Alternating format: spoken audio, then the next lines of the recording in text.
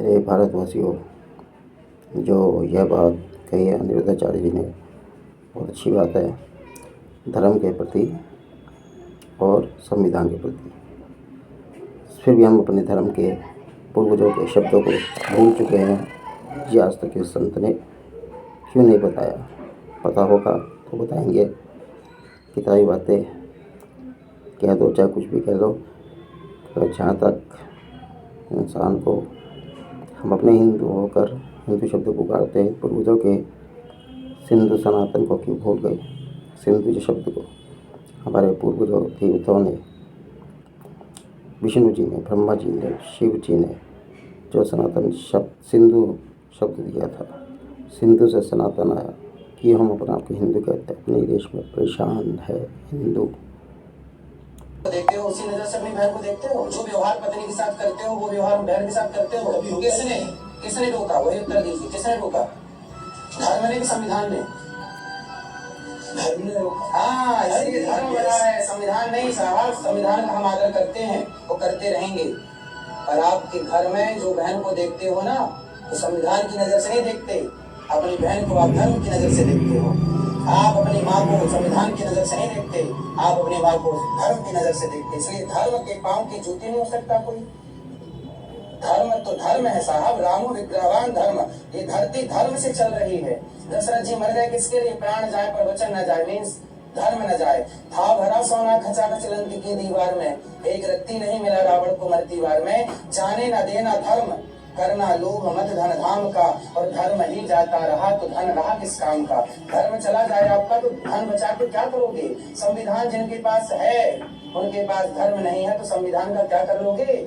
मेरे पास धर्म है तो मैं इंसान हूँ, धर्म चला गया तो मैं जानवर हूँ साहब। इसलिए मुझे इंसान अनिरुद्धाचार्य को अनिरुद्धाचार्य जिसने बनाए रखा है, तो संविधान ने नहीं, धर्म ने बनाए रखा। मैं अपने धर्म पर चलता हूँ, धर्म के लिए जीता हूँ।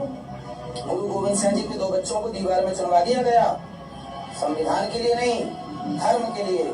छावा के टुकड़े टुकड़े कर दिए, नौचनी चमड़ी उतार दी मुगलों ने, संविधान के लिए नहीं, धर्म के लिए वो मर गए, प्राणों का बलिदान दे दिया, सर्वोच्च बलिदान दे दिया।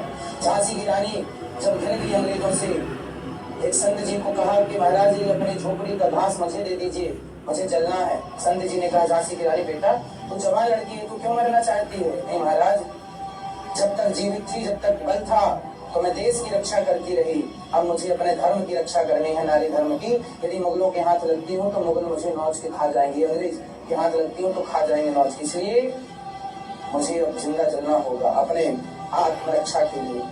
फिर धर्म है साहब, धर्म से बड़ा कोई कैसे बड़ा हो सकता है? धर्म तो धर्म है। मेरे भारत देशवासियों, जो मैं आपको खोज बता रहा हूँ, हिंदू क्यों परेशान है अपने ही देश में। हम अपने पूर्वजों के नामों को भूल चुके, और ये मैंने एक खोज निकाली है, हिंदू नाम की, जो बड़े बड़े वीरों को भी खा गया। मुगलों का दिया हुआ नाम है, मगर हमने इसको स्वीकार करा। अंग्रेज़ों ने नाम दिया इंडिया, इसे भी हमने स्वीकार करा। इन दोनों ने मिलकर भारत का बेड़ा गर्क करा, शूरवीरों को खा गया। यह शब्द जिसको हम हिंदू कहते हैं, अपने ही देश में परेशान क्यों है? क्यों मर रहा हिंदू? क्यों जिहादी लोग हमारे ऊपर हैवी हो रहे हैं? ये सुनो सच्चाई। को मालूम है कि हम लोगों को हिंदू नाम किसके द्वारा दिया गया है?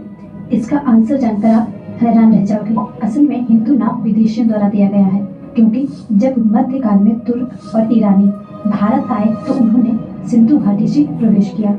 सिंधु एक संस्कृत नाम है। उनकी भाषा में श शब्द न होने के कारण वह सिंधु कहने में असमर्थ थे। इस कारण उन्होंने सिंधु शब्द के उच्चारण के स्थान पर हिंदू कहना शुरू कर दिया। इस तरह सिंधु का नाम हिंदू हो गया और यहाँ के निवासियों को हिंदू कहना शुरू कर दिया। हिंदुओं के देश को हिंदुस्तान का नाम मिला। जो अपने पूर्वजों के नामों को भूल गया, वह देश का पतन तो होना ही है। हम हिंदू कहते, कहो भाई तुम हिंदू कहो। मैं तो अपने आप को सिंधु सनातनी भारतीय कहता हूँ।